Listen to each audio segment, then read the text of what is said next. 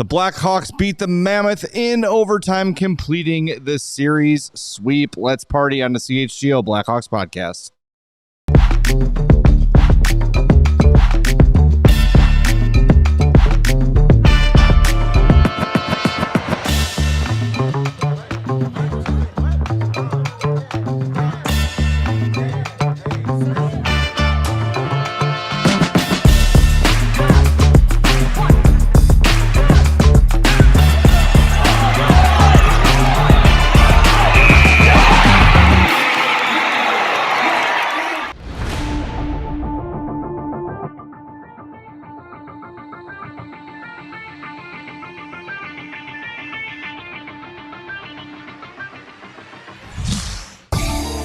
Welcome into the CHGO Blackhawks post-game podcast. Hawks beat the Utah Mammoth 3-2 in overtime. Connor Bedard with the winner. What a game. Confetti time. We're out here sweeping.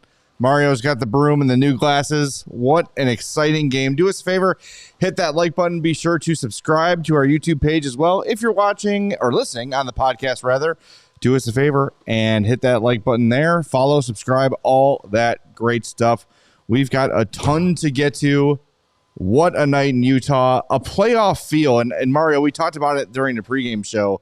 When you play a team 3 times in a week, that contempt is going to grow. We saw it from start to finish.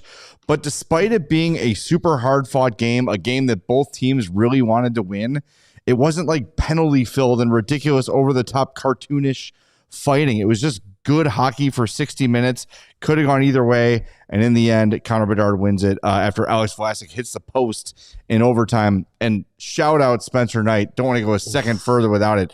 The Hawks completely, during overtime, the first shift, the Hawks were like, oh, by all means. One of the worst, probably one of the worst defensive OTs that you could see for a team that actually won the game.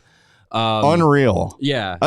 Even tonight, Darren Pang had like 3 or 4 moments where it's like, what are we doing here? Yeah. And that was one of them. We're going to get to the other one certainly later on in the show. But man, it's been a while. Like, we're this late in the season. We're in the middle of March. They're out of it. We know they're not getting in the playoffs. But it's so great to just still be invested in wins and losses. And I know there's a certain portion of Hawks fans that are like, no, lose every game, get a better draft pick. Jeff Blashill said it in the pregame, man. Like, getting wins for these guys as they're developing is so important for the development. You need it to taste that success. And for all the people who are like, Connor Bedard's going to leave any minute. He's miserable. He can't take any more losing. Well, you know what? Today, he pretty much took it upon himself to get it done. Just an impressive performance start to finish, to go in on the road for a team you know was going to be ready to play you because you've kicked their ass and embarrassed them over and over and over again over the last couple of days. Well, go back to the man, I love it. Go back to the win that the Hawks had, the shutout win for Soderblom, right? Yeah. And we read the post-game quotes from Mammoth head coach Andre Tourny, and it was like he was digging into him. Like, that can't happen. We can't play like that.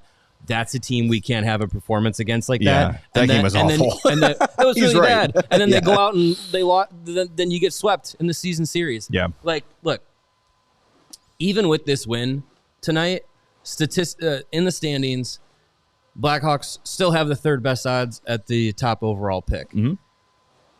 You took 8 points out of a possible 8 for yourself against a team that's going to the playoffs. Right. Well, maybe. That's it. Well, no, they got a they got a nice cushion, but comfortably in they've been wild card 1. But they've been butt cheeks lately, though.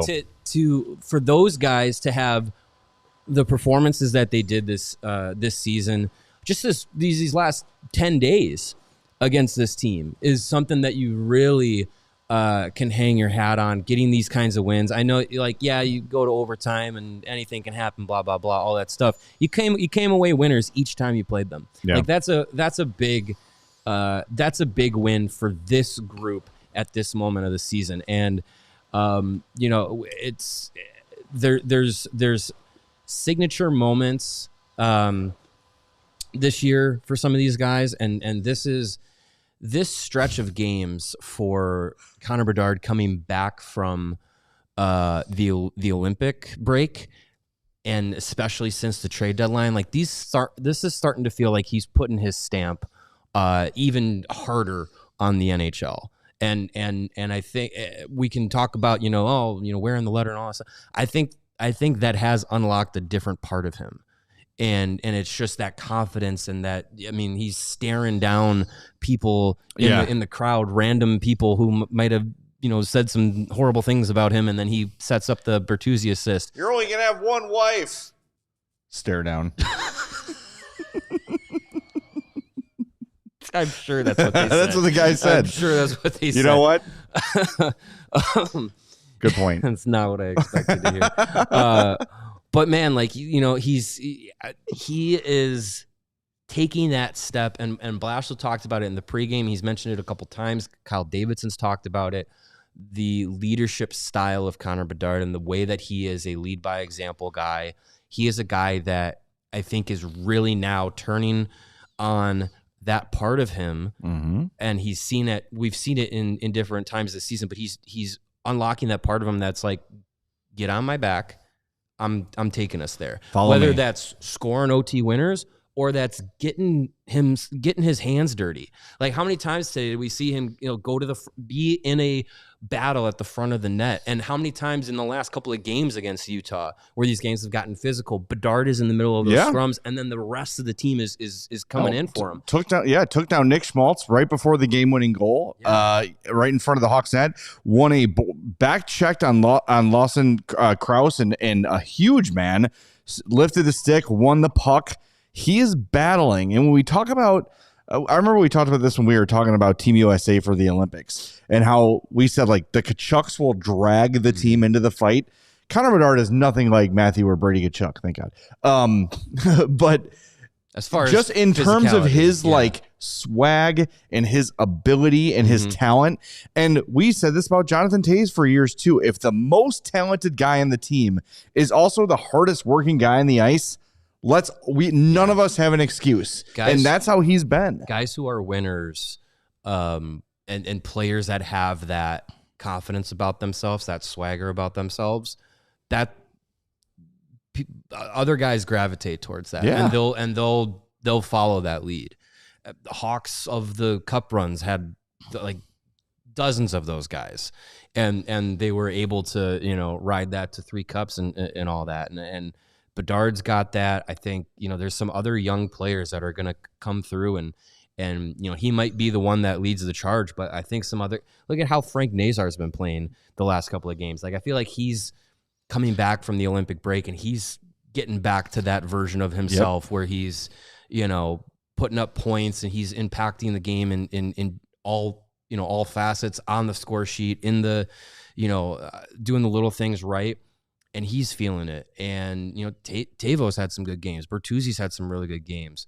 I just think when you have guys playing that way and you're getting results, like, that's going to permeate across the room. And when it's now a lot of young guys and you get that feeling going, like, that's exactly what this final stretch of the season should be about. It should be about this young group of guys, like, really planting their heels in the NHL, and results like this, games like this, where, look, like, they said it on the broadcast. It's 8 straight games in which they've held a lead, and they've only had, I think, 3 wins before tonight out of those 8 games. So it's just like you get those opportunities to get those good feelings, but now it's about, okay, we're putting ourselves in the positions to win. Now let's actually get those wins. And again, they did it tonight. They were down. They came back. They got the lead.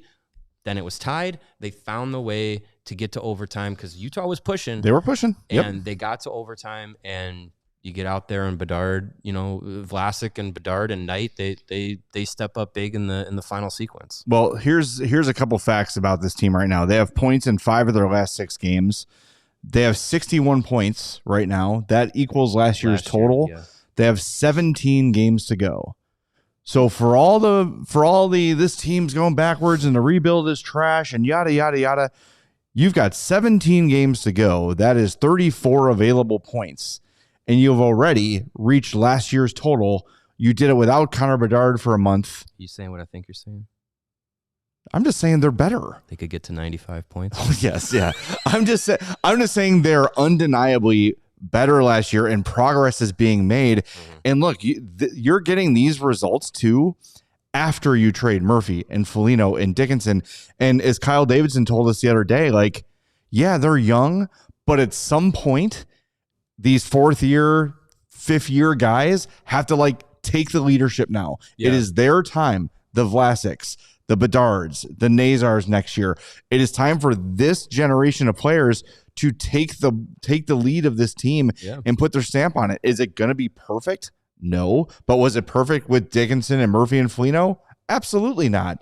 Those guys were here to keep the team somewhat competitive and to lay the foundation of culture for this group to take over. And the fact that Nick Foligno was kind of like, you know what? Good. I'm ready. I'm ready to go. Mm-hmm. You guys got this. It's in good hands. I've done all he can do. That'll do, pig, right? Like he recognized it's okay now for him to leave this team to themselves and let this next generation take over. And look, are there frustrating moments? Oh yeah. Yes, there are going to be frustrating moments when you've got a team this young, but to see the battle, and how many times in this season would we see they're up 2-1 late and then the game gets tied and it never makes it to overtime just because the collapse and the sinking heart and the here we go again feeling. It wasn't there today. And I'm really it's good to see that this team didn't just tuck its tails and say, all right, well, we just traded our veterans. There's no expectations. Let's do what we can do. Right. Yeah. And now there's more reinforcements coming this year that we're going to get to see by the end of the year. Yep. This last year ended in a pretty exciting way, but you're talking about 34 remaining points. Mm-hmm. Can you get 17 of them? 17? Get half of them. Get half of them. If you get half of the points remaining, you finish the year with 78. Yeah, I'll take that. That's a huge jump from 61. I'll take that. When we were saying, top end of what this season could be like flirting with the 80-point range, but we're all like, 75, low 70s. If they get in there, like that would be the point where you think it's, tracking on the right direction. If you finish with 78, that's a win. That's a win this season. Yeah. And I think with the point you're talking about the reinforcements, Frondell and Boisvert, those are the ones that we know, like, for sure will be here by the end of the season, so long as their seasons end in time.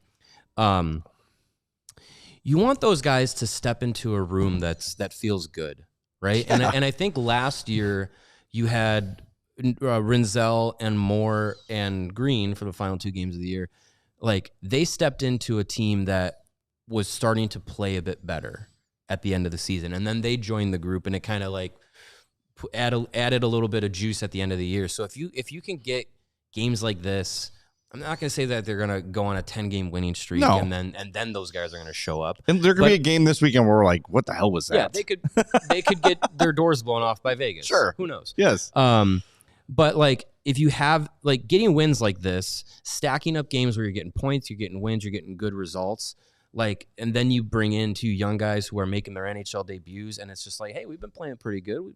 You guys are feeling good. Frank and Connor are cracking jokes and all this stuff. Yeah. And then, those guys step into the room. Like, that makes a big difference.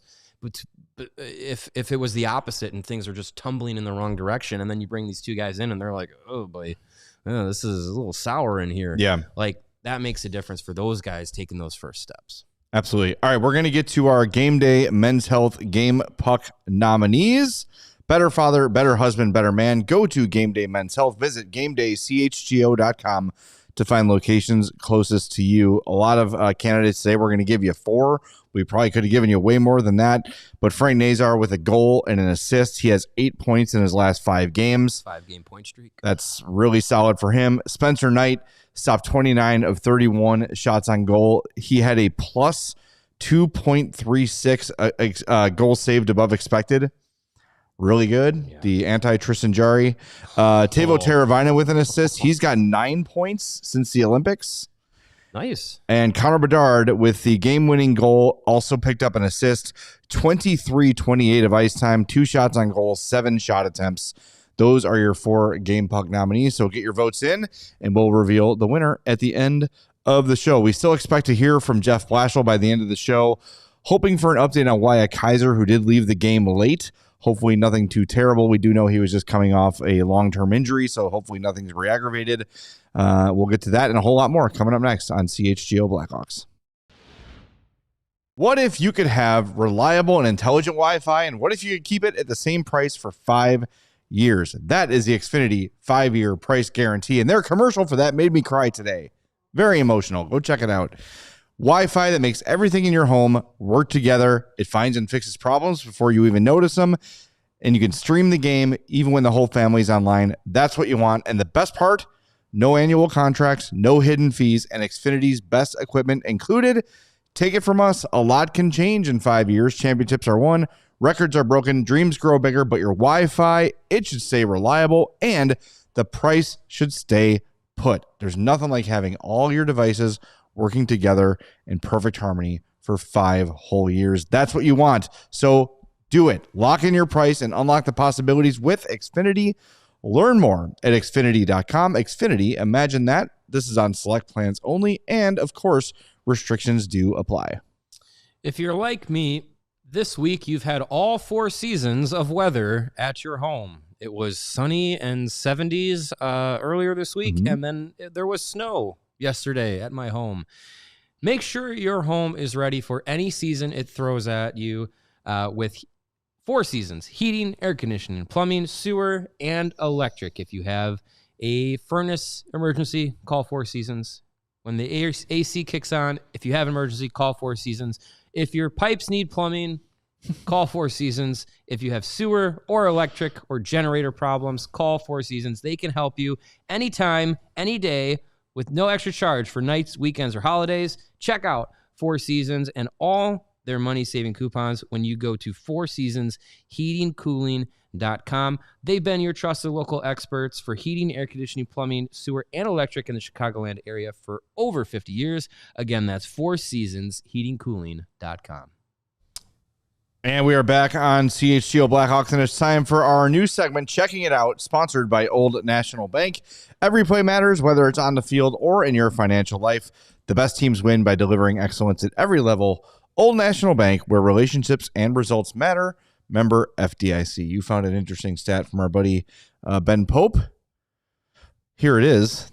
The Blackhawks swept the 4-game season series against the Mammoth this season. It's the first time they've swept a division opponent since the 2016-17 season against the Dallas Stars. Jeez. That was a playoff time team. ago. That's a long time ago. That was the last Blackhawks playoff team. Yes. Not counting the augmented bubble series. That's crazy. That's so long ago. Yeah. That's so long ago. But I mean, that's how it's been. That's how it's been in around these parts. And it's great to see a group like this have that kind of success. If they swept the season series against Vancouver, which they didn't, they should have, but they didn't. Yeah. You still feel good, but it's different doing it against a team like Utah, a team that as we came into this season, we're kind of looking at them and being like, if we, the Blackhawks, me as a part of them, if the Blackhawks do what Utah did last year, where you flirt with, the wild card, upper 70s, maybe 80s into points. If you do that, you're on that track of a team that is a step or two, honestly, ahead of you in a rebuild sense. Utah's been out of the rebuild the last 2 years. Yeah. So now they're looking at into the playoffs, and like that's a team that you're trying to emulate the steps of and what could be next. So to do that, to sweep that team this season for that group is huge. I want to get back to the 80 points thing and how that is maybe not 80 exactly, but 78, 79 is on the table for this team. Maybe unlikely, but let's just be positive here. When we did our prediction show, I believe our thoughts basically as a consensus were, if you squint really hard and everything goes just right, and you've got, Bedard becomes a point per game guy and Nazar continues his ascent, and maybe if all these things click, you could hit 80. Mm-hmm. If they're 75 points with some of the long-term injuries they've gone through this year, that is a massive, massive win. Like, you were without Bedard for a month. You were out Nazar for a month, and their timelines overlapped. Like, that's a big chunk of talent to lose this season. And Kyle Davidson said that to us yesterday as well, where he said, I asked him, like, has this team met your expectations? And he said, yeah, for the most part, like, it's kind of what we expected. Not really overachieving or underachieving, but said, but I do find myself daydreaming, like, what if we had been healthy? Oh, yeah. He's like, every team has injuries, but, like, what if we had really been generally healthy and not lose our number 1 and 2 center for a month? I mean, if you don't lose Bedard for that stretch of time, like, that's when things really turned in the wrong direction. And he was also on a pace that he's finally catching up to as well. He was on a 120-something point pace. Yeah. But when he got hurt, he was like, yeah, he's going to be on Team Canada for the Olympics. Like, that's where he was at that point. And then, that injury happens, and it really just takes the wind out of your sails at that point to lose your best player the way that he was playing. So yeah, I mean, if you don't lose Bedard, you could I don't want to speak this way, but like, you could still lose Nazar at that stage, and probably. But if you don't lose Bedard, like, you probably win a few games that you didn't. What did he miss? 12 games? 13. I think 13. It was, yeah. So if you win 5 of those. Yeah, I don't remember their record without him, but I don't think they had 5 wins out of those 13 definitely games. Not. But yeah, I mean, that changes things. Right now, the pace that they're on, 61 points through 65 games, would be 77 to finish this season on that pace. Okay. I'll take that. And the pace now for Bedard, by the way, if he had been healthy, he's playing at a 1.19 point pace right now, 62 points in 52 games. That would be a pace for 98 points. Fittingly. For Bedard. Yeah. So, it's and he, when he came back from injury, like, he wasn't the normal. Yeah. He wasn't his normal self. Yeah. He wasn't this guy. And again, like, as Davidson said, like, every team has injuries. Yes, they do. Yeah. Not a lot of teams lose their number 1 and number 2 offensive threats for a month, or their number 1, number 2 center for a month. Right. Yeah. Right. Like that's just not something that most teams can overcome.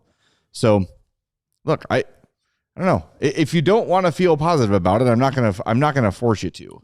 I don't think anyone should not feel positive about it. They won't. A little bit of an update from Jeff Blashill on Wyatt Kaiser. Oh, is he ready? Oh, let's just play it. Here's Jeff Blashill, courtesy of the Blackhawks. That's at least a point in 5 out of 6 here. You feel like you're building towards something? Yeah, I do. But I felt that, honestly, coming out of the break, I thought we probably deserved better. Maybe in Nashville, maybe in Winnipeg, and so I thought our game was pretty solid during that, and it's kind of continued. Probably gave up a little bit more tonight, so we just have to look at that. I thought, we got a little bit chaotic, a little at times turned too many pucks over. But with that said, we also, we're down a goal going in the third, and we find a way to ultimately come out with a win. I know we got the lead and gave it back up, but we still came out with a win. So these are all, as we talked about earlier, really important growing moments for our players, and that's a team that's fighting for a playoff spot, so they're digging in, and I thought we dug in. Connor's out there, he's scrapping with Uyghur, he's delivering hits, he's taunting fans. You like seeing a feisty Bedard? I do. Listen, he's got what all the great players have, and that's a high level of compete, and we've seen it different times this year, and good for him. He's a very competitive person. To sweep the Mammoth this year and 3 times in 2 weeks, Is that kind of valuable experience for the young guys of what a series can be like, where it ramps up as it goes? Maybe, I don't know that it's quite to that intensity level that you see, in the playoffs. But I think the fact we played them, 3 times this short a period, at least gives you a feel what it's like to kind of, both from a playing standpoint, from kind of a game planning standpoint, things like that. So especially for us, it was back-to-back games against them. It wasn't for them, but for us it was. So, they see what the pre-scouts kind of look like, stuff like that. So it's a decent look at it. I wouldn't call it, a crazy valuable that way, but the most important thing is just continue to grow our game. What are you seeing from Nazar lately? Another 2 points tonight, I think. Yeah, again, I think his play has warranted the opportunities he's getting, and I think he's skated hard. I think he's won more puck battles. Big thing for him is just making sure he has the puck a lot, and when he has it, to skate with it. And how do you have the puck? You win puck battles, and then you don't give it away. And then when you have it, you got to attack with it. And he's shown more of that burst with the skating with the puck and being a weapon with his speed. You were double shifting Bedard and Lafferty's spot. Is that just you were trying to get the offense going? Could you tell that he was going? Both. I thought he was going. It gives me a chance, and it had nothing to do with Sam. Sam played good tonight, but it gives me a chance to get him out there with a different look. Gives me a chance to get him out there with Lardis. Slag's kind of a net front guy then. It didn't create tons of, opportunities, but it gives me a chance to kind of look at that a little bit. It looked like Kaiser came off late. Do you have an update on him? No update. Probably know a little bit more on Saturday, where his status is. I don't want to comment on whether he's ready or not for Saturday, but so we'll know more then. All right, that's Jeff Blashill, courtesy of the Hawks. That Kaiser comment didn't sound as bad as it read. I think when we read it, it sounded worse, but he's like, I just don't know yet. I don't want to talk about him for Saturday. Well, yeah, it happened so late in the game. They probably haven't gotten But he usually will know. You'd probably know, though, like, if he's definitely, like, hurt, you would know that already, I think. So, fingers crossed. But look, if Wyatt Kaiser can't go, it's an opportunity for Ethan Del Mastro. Maybe an opportunity for Kevin Korchinski. Probably not, but maybe for... They'd have to call him up. Yeah. And they only get so many call-ups after the trade deadline. Yeah. Remember that rule? Well, I mean, they'd have to call up anybody in it because they only have 6, right? Well, yeah, because you have 7 right now with Del Mastro, so you put him in, that's 6. I think you could be okay with that. Probably. Yeah. We'll see. Anyway, let's hope they don't need to answer that question, and Kaiser's good to go, or he can just, or you just give him a game off and let Del Mastro. They probably want to get Del Mastro in anyway. Well, he's going to be a good opportunity to do so. A few games now, and if he's here, might as well give him a chance. And the thought of getting Bedard out there with Lardis is also, I like that. And as Blashill said, like, nothing Lafferty did wrong, but identified how well Bedard was playing. It was like, good, let's get him out there with another line with an offensive winger and a net front guy in Slaggert. That's a lot of speed on that line. I think, Slaggert has some skill, but not a lot of finish, but he's just that guy that's going to go get the pucks for the other two. So I like that he, okay, you know what? We got to get Connor out there a lot. And we did see also, after the Burakovsky turnover, a pretty decent reduction in minutes for him. He was still out there now and again with Bedard. That's when the double shifting started. Yes. I don't think that's a coincidence either. Right. And Burakovsky, because the Hawks won this game, escapes without a lot of the scrutiny he would have gotten if this was a loss. When you hear Darren Pang, Darren Pang has his way of being critical. He's a very optimistic guy on broadcast, and just in person, he is a generally happy optimist, like great guy. But General Lee, for him to show anger and frustration in a play, that tells you a lot. You can read a lot into that, where he's like, what are you doing? Basically, what the hell are you doing on that play? If you missed it, we might do a video breakdown later in the show if we have time.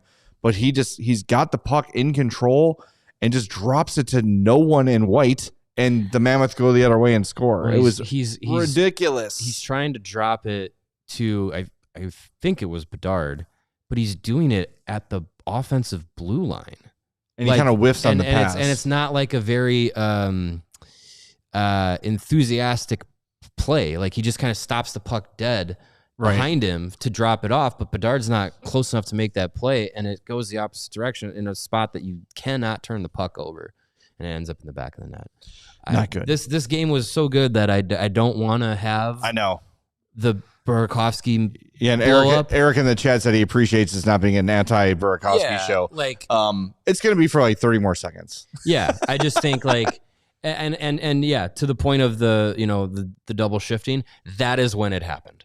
That is when that change happened, and I think Blashill can say, and it makes sense to be like, we wanted to get him Bedard going with those guys too. I think it was also like, how can I get Bedard playing with other guys? Yeah, but without making it clear that I'm benching Burakovsky. Yeah, no, I'm glad there was, and I'm glad, but there was a consequence. He changed up where the best guy going tonight ended up playing. Yep. And our Adam Hogue from CHGO Bears, who is a Hawks season ticket holder, sends out a tweet, says, a lot of talk about winning habits, accountability, and non-negotiables, but Burakovsky is still out there with Bedard. That's it. There's a lot of frustration around that. And Blashill can keep saying like, well, our internal analytics show. No, there was a consequence today. There was definitely a consequence. All right, we're going to hit the break zone. I know we've got some super chats to get to. We're also going to hear from Connor Bedard next. We have 500 plus people watching right now. Only 247 likes. We appreciate all those likes. Let's get to at least 300 so we can activate Noodleman one more time before we go. But let's really push for at least 350 to celebrate the Hawks having 5 points in their last 6 games and a really great road win swept today. A divisional team in 10 freaking 10 years. Yes, Come exactly. On. Let's get those lights up, and we'll talk to you in 2 minutes on CHGO Blackhawks. Sling TV is one of the most flexible ways to watch live TV. With the college basketball tournament coming up, Sling TV gives you access to the games and more control over how and where you tune in. Check this out. Sling has flexible 1, 3, or 7-day pass options. That means instant access to live TV for the men's and women's tournament, and you can get a day pass starting at $4.99. That is a great idea. And Sling is celebrating the chaos that everyone loves about the tournament. They're making it more fun to root for the underdog this year. If you purchase any pass from Sling, and a 12 through 16 seed makes it to the round of 16 in either the men's or women's tourney, then your next day pass is just $1. Get signed up at sling.com/underdog. If an underdog wins, then you win too. Live TV your way. Learn more at sling.com/underdog. No purchase required. To learn more and to see full rules, visit sling.com/underdog. New vehicles are in store at Ray Chrysler Dodge Jeep and Ram, and this is your chance to score a great deal at their Declaration of Deals sales event. Head to Ray Chrysler Dodge Jeep and Ram on Route 12 today to choose from their huge inventories of new Chryslers, Dodges, Jeeps, and Rams' models. And right now, get 0% financing for 60 months on new vehicles. Plus, you can shop over 125 vehicles priced under $20,000. With a team of brand experts at Ray Chrysler Dodge Jeep and Ram, they're there to help you during every step of your car shopping journey. And since they prioritize affordability, you know you won't overpay for the vehicle you need. And Ray's price promise means you can shop confidently with no add-ons and no hidden fees ever. Price you see is the price you pay. Go check out our partner today to shop one of the Chicago area's largest inventories. The team at Ray Chrysler Dodge Jeep and Ram is the only one that we recommend. Do not miss out on their Declaration of Deals sales event going on all month long. For more information, visit Ray Chrysler Dodge Jeep and Ram today on Route 12 in Fox Lake or online at raycdjr.com. All right, we are back on CHGO Blackhawks. Why don't we head back to Utah in a minute? But first, we want to get to some super chats here. We have a $2 super chat from Curtis who says that Bedard stare down was nasty. Give him the C. I don't think you have to worry about that. He'll be getting the C this summer. By the way, Mark Lazarus tweeted out that he found the guy. The first guy he stared at. Yeah, the first guy that Bedard was chirping at, and will looks like he'll have something on that later. So keep an eye out for that. That's pretty cool. Spicy J, which is not my nickname in college, says, step aside, Ryan Smith. Bedard owns the Mammoth now. Very good. Did you see what he did today? The Smith, the owner of the Mammoth. He put out a tweet that he said like, hey, we have some extra room in our suite tonight or something. Who hasn't seen a Mammoth game? And I think he like found some fans and that's cool. Like brought them up to the executive suite and stuff. So that's pretty cool. That's the kind of owner you want. An overtime loss. Yeah, a guy with a crap ton of money that just wants to have an exciting product. Man, for all the conversations we had about the Coyotes and with our PHNX group, That's how good as Ryan Smith is. If you had an owner that owned a hockey team, like they gave two craps about it, you see what happens. So he's done a great job since bringing the Mammoth, the hockey team to Utah and operating it like they care. Yeah, and you're seeing results. And by the way, jokes aside, like the Mammoth fans have really been all in from day one. Oh yeah, we went to that opener give them and they a were few beers, oh and my man, God. they're all for it. And Rick Ball was saying there's a bunch of shirtless Utah fans at the game. He sure was. They were drinking out of boots. They were just that first game. That was like a playoff atmosphere. Any fan, that first game in Utah, any fan that was of age that had a beer on the screen chugged it, and the camera, yeah, people at the United Center did not cut away, and the crowd went nuts every time. Yeah, the Hawks always pan away. I don't know what this anti-beer chug movement at the UC is all about, but come on, the people like a good chug. Hell yeah, and especially in Utah. All right, we have one more super chat from Dessa, who says, lots of guys had good game tonight, but man, Mangiapane made some amazing plays tonight. Really loving him as a new addition to this team. Yeah, he's one of these guys that got lost in a shuffle tonight. He's been great. He's been a really good fit. I don't know what the Oilers were doing. 14:43 of ice time. A shot, 3 shot attempts, lots of ones, a hit, a giveaway, a takeaway, and a block shot. A little bit of everything. But he's just a gamer, man. He's a guy that will mix it up. It doesn't matter that he's small. He's got that feistiness to him where he, goes into the corner or gets in the guy's face. And for a guy who's, what is this, his 4th game as a Hawk, who's already one of the first guys into the scrum, like those are the culture kind of guys that they want to bring in. And I guarantee you, like, it's a guy Jeff Blashill is going to love. Yeah, I mean, if he doesn't already. Look, this is for Mangiapane, this is a opportunity for a reset. I mean, he had that breakout year in Calgary, 5 years ago, where he scored 30 goals. And I think he set expectations pretty high for himself. And then, he hasn't been able to be that guy since then. And, you change teams a couple of times and you're in Edmonton who, you have a chance to play on one of the best, in one of the best forward groups in the NHL. And for whatever reason, you fall out of the lineup and, you come to Chicago as a guy who, I mean, there's some pride to this. Like you come to a team as a guy that was a salary dump, right? Like they had to give, Edmonton gave the Blackhawks a sweetener to take him off first round pick, off their hands. And you're like, man, like you don't want to have that tag on you and be like, oh, I'm just a bad contract move. Like this is an opportunity to kind of get into the lineup and make an impression and make it a good one and be like, look, like I got game left to play and something to add to the group. Yeah. And, that style of play is something that this team lost after the trade deadline without Foligno and Dickinson and Doc, like in the forwards group. Like, so you come in and you add that element that you lost. Like that's a real easy way to find a spot in the lineup and hold on to it. And look, he's going to be a bottom 6 piece. He's not going to be, he's not going to give you a guy who scores 35 goals again. It's not going to happen, but he is a culture guy. He is when you talk about like not being all young, that's a veteran you can pencil in for next year. I don't think he plays for the Chicago beyond next year. Probably doesn't have to, but like he's a guy you're not going to be trying to push out the door.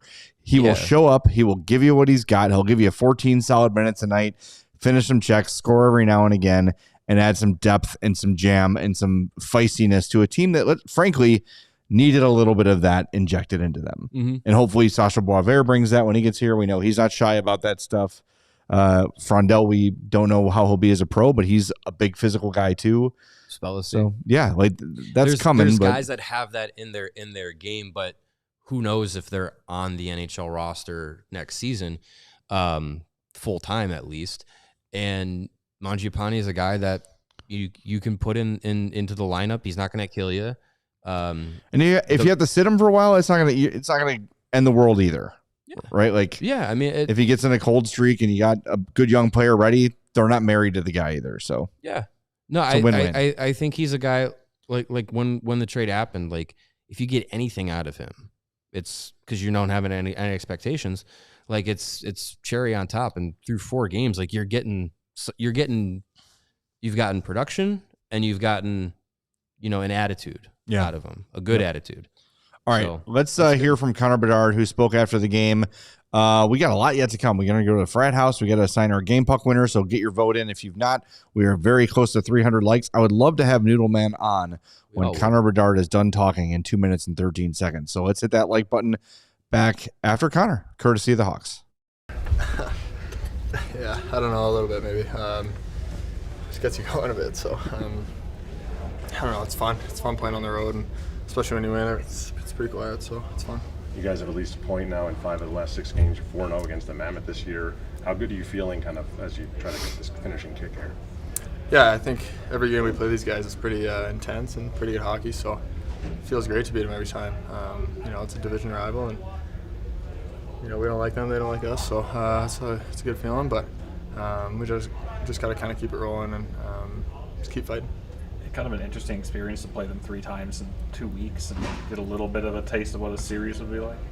Yeah, it was kind of weird scheduling, but it was fun. Like I said, I think every game ramped up a little bit, and I think you could tell kind of whenever we played them last, I don't know, Monday, Sunday, that it was going to be intense today, and that's fun hockey. So it's going to make us better for sure.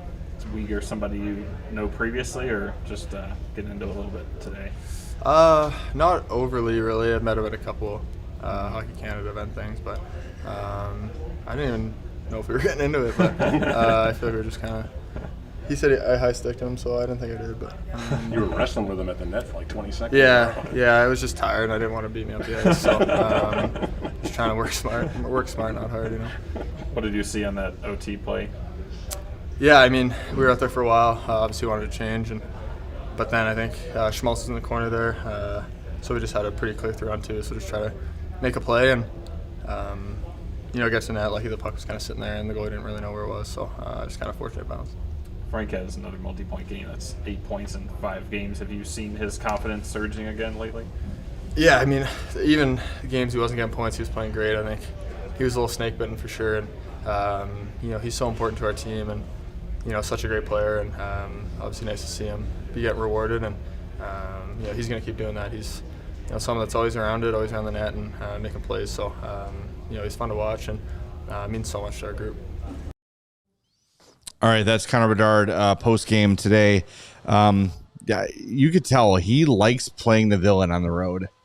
He likes being he really enjoys that, and I can't wait to see him in playoff series, because I feel like when the stakes are raised, at least in his mind, he finds like a different level. Now, what we've seen this year is he's playing at that level most nights, but since the Olympic break, he has been absolutely shot out of a cannon. Like every game, literally shot out of a cannon. Pat Boyle, all just boom. We've all done that. I've done it a million times. No, but I mean, look at when he's played in those types of games. I mean, you have to kind of go back to like World Juniors and World Championships and stuff, because he hasn't done it with the Hawks yet. But like, he's got that.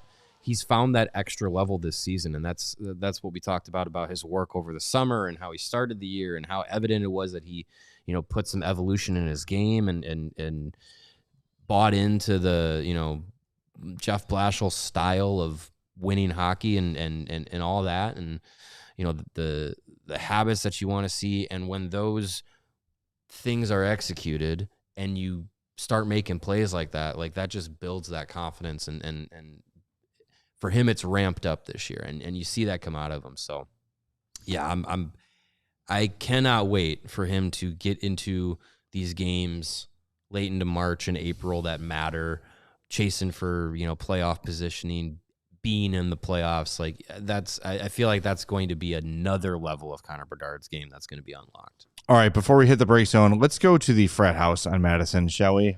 Are we ready? We got the music ready. There we go. Hell yeah. Today, our featured frat boy is Nick Lardis. We haven't had a ton of time to talk about him today, but an increase in ice time. 12:08, had no power play time. All even strength. Yep. So he had an assist. He got the assist on the game-winning goal. Secondary assist. Had 2 shot attempts. I think more importantly is Jeff Blashill recognizing, hey, you know what?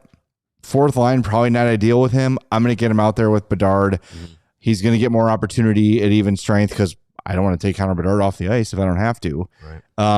So I like that. I like that he's finding a way to get him involved, even if he can't put him in the top 6.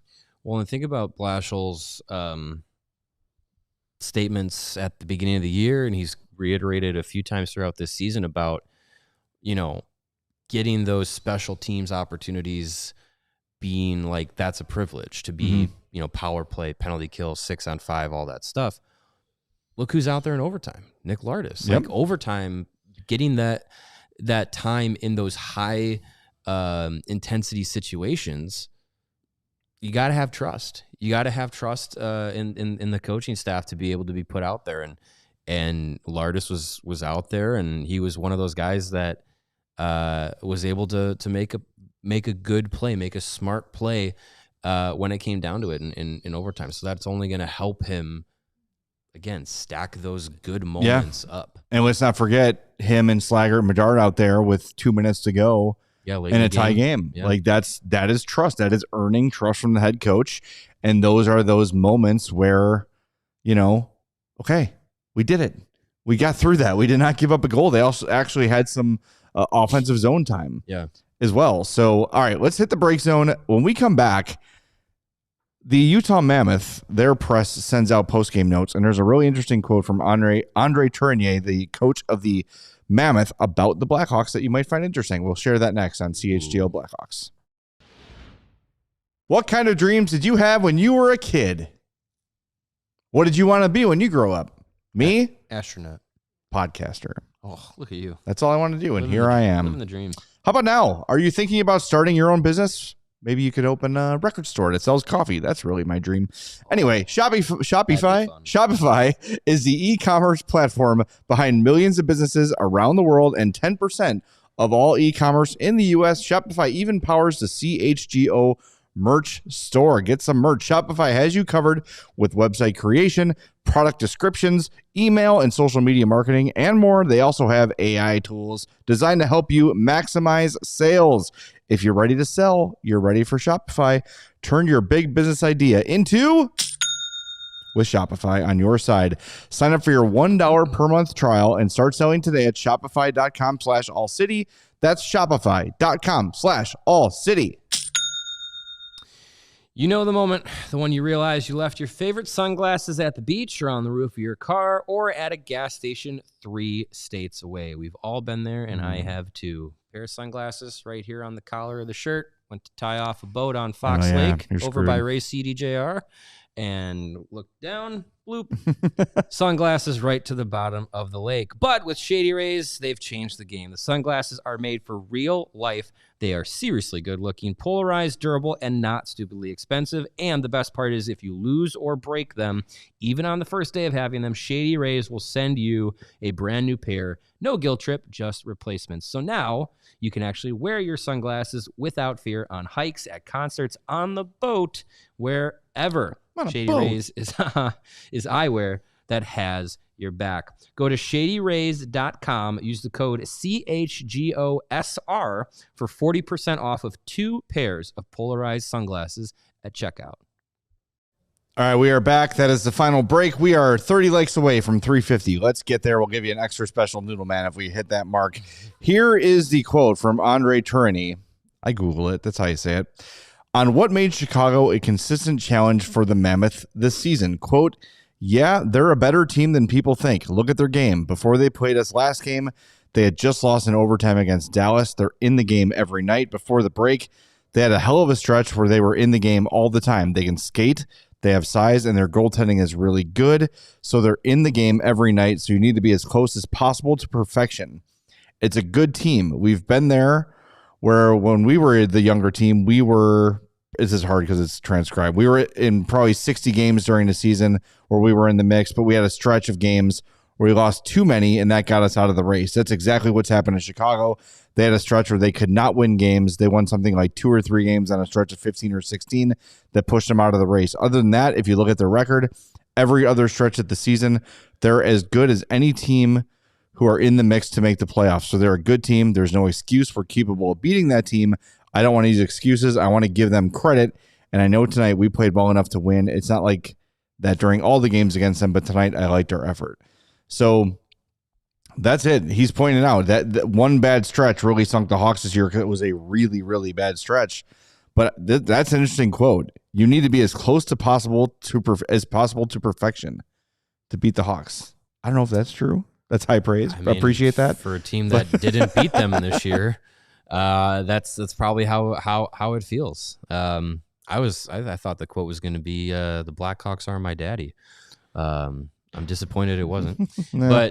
But I mean, yeah, when it's what we've been talking about. Like when the team plays this way and when they get these types of results, like you can beat some really good teams, and we've seen it this season. They've hung in with some really good teams. They've beaten some really good teams. You take 4 out of 4 against a team that's going to the playoffs. Like that's what we talk about with this group needing to experience that and know that they have that in them. And it's just more tape that what? Oh, yeah. This is a great segue into what Jeff Blashill said before the game. The balance versus, let's quote-unquote young, and I don't know what that means in our team, but quote-unquote young, we want to develop those guys. And some of that is opportunity. But we got to remember, in my opinion, we're developing a lot of players on our team. And I would put at the foremost of that the guys at the top of the lineup. So we're developing Connor Bedard. We're developing Frank Nazar into learning how to play that type of winning hockey that you have to play. In order to do that, you have to be competitive in the games you're in and learning how to win those games. And so that's why we're kind of putting guys in spots that we think they can be the most successful. I don't know who we would put in like Mango, for example, who we would put in his spot necessarily, but I think it's important we develop Mango into helping us win games, because we'd love to not have to go through this learning process at the beginning of next year. We'd like to do it now, if that makes sense. That's a super long-winded answer to your question, but that's, yeah. For those that don't know, Mango is Mangiapane. I like Bread Eater better, but no one will call him that. Breadman 2.0. No. Too high a praise. Yeah, Paulo pointed out Mangiapane literally means eat bread, which makes him a favorite of mine. Cake eater. Speaking of eating bread and the consequences of that, yeah. For me, this quote from Spencer Knight from Ben Pope is actually interesting, kind of getting into what kept him away from the team the last couple of days. Ben says, Spencer Knight was remarkably sharp, 29 saves on 31 shots in his return from what sounds like a pretty severe illness. Quote, you're kind of knocked out for 3 days. No moving, no eating, but then you're able to build it back. I thought it was pretty good to get back and get your feet wet. The trainers have been great, super helpful. I can't thank them enough for what they do. So whatever Spencer Knight was feeling, sounds pretty rough. Bad, not fun. For 3 days, not be able to feel like you can move or eat. Oof. I can relate after having a regular bread sandwich, but this sounds a little bit more severe than that for Spencer. So I'm glad he's feeling a lot better. And obviously getting him in there tonight, made some big saves, just as big of a factor in the win as anybody else, Bedard, Nazar, anything like that. It's weird. We saw Knight as we were in the room Monday. Trade deadline day. Oh, Friday, yeah. Friday. He was there. He was taping his stick. Was that the game that it was like, oh, he's sick? Yeah. Was that Friday? Yeah, because then... the third goal he came out. Yeah. Yeah. And I saw, he was sitting in the locker room. They have benches in front of their stalls, and he was just sitting there as he always does. Sits in his breezers but no shirt, just taping the stick up. Like, all right, look totally fine. Maybe something hit him in the middle of the day or something, because that norovirus, if that's what he had, it comes on strong. Like, it's like, and you're sick and you're violently ill. So and that ran through the group earlier this year. And he was a guy that got it. So whatever it is, Bijan says he had he had bad gummy bears. Did he have the Mark Bergevin touched gummy bears? Bergevin's fistful of gummy bears. The tainted gummy bears in more ways than one. Yeah, it's rough. So hopefully whatever it was, he's beyond it and had an awesome game tonight. Right, we have 22 likes to get to 350. We can totally do that. Absolutely. Let's assign the game puck winner. I think it's a runaway. Chloe, it's a runaway for Connor Bedard. Yes. All right, Connor Bedard is the winner of our Game Day Men's Health Game Puck. Better father, better husband, better man. Go to GameDayCHGO.com to find the locations nearest you. What were the voting results? Yeah, that's a good question. It is. The people are interested. The people want to know. I want to know. I'm a man of the people. Well, me too, but I'm focusing on work. 60% for Bedard. There you go. 25% for Spencer Knight, 14% for Frank Nazar, and 2% for Teuvo Teravainen. Also ran. Yes. You know what? He's for stealing my job. I know it's not. He's not the. Be ready. Quit looking at bras. Most glamorous guy, but Teuvo coming back from the Olympic break has been great. And that is something that we talked about going into the break, about how he's not really having a production pace that's normal for him. He's been, very for a guy that's already pass first, very passive with the puck to a detriment to the team. And since he's come back, I wonder if playing in that environment maybe kind of reinvigorate him in a little bit. Come back with the bronze, like that. No shame in that. No. And yeah, it seems like he's come back with a little bit of a jump, and that's really just helping everybody across the board, him included. I'm being told to let you speak. Yeah, thank you. Did I not let you speak? I mean, usually you just talk, and despite the microphone laying on the table in front of you. Most of the things I say, I feel like shouldn't be with the mic on. Okay. So that's why. Well, there you go, JK. I let Chloe speak. Thanks, JK. All right. Good. I'm so glad we did that. Just did not derail the show whatsoever. Not at all. Can we talk about, before we go, the wackiest penalty of the year, where Artem Levshunov steals the puck from Wyatt Kaiser. Wyatt Kaiser slashes Artem Levshunov to the point where Levshunov's stick hits the Utah player in the face. Levshunov's stick so he doesn't take the puck from him, and Levshunov's stick goes into the Mammoth player's face, and the Hawks go on the penalty kill. That was wild. Oh. That was wild. And that, you know Just what? when you think you've seen it all. Also, the game tying goal, rough turnover for Alex Vlasic, but he had basically, I think Panger said he had like a minute 30 shift on the penalty kill, and then came back out almost right away and had another 35. So it was just kind of out of gas and out of, and didn't feel Carconi behind him. Credit to Carconi, by the way, too. Made a great play. If this was the UTAH show, that's all. They wouldn't have to change it at all. Utah. Yeah, just be Utah. All-City, Utah. That's really easy. We'd be praising that play by Carconi. It's just a great play on a good defenseman and blah, blah, blah. Like, sometimes the other team does good stuff. And that never. Carconi play to set up JJ Peterka's goal was nice. Rat. Everything is a Hawks mistake. Everything. Yeah. They don't make plays. Hawks just make mistakes. And here is a photo. Is this from our pal Windy City Hockey? I know he shared this on Twitter. He found the picture. But yeah, this is great. This is Bedard. This would have been after the winner, right? Yeah. Yeah. Celebrating after the winner, and a Mammoth, a Utah giving him the double thumbs down right in his face. And Bedard is, No, it's not the tusks. Tusks?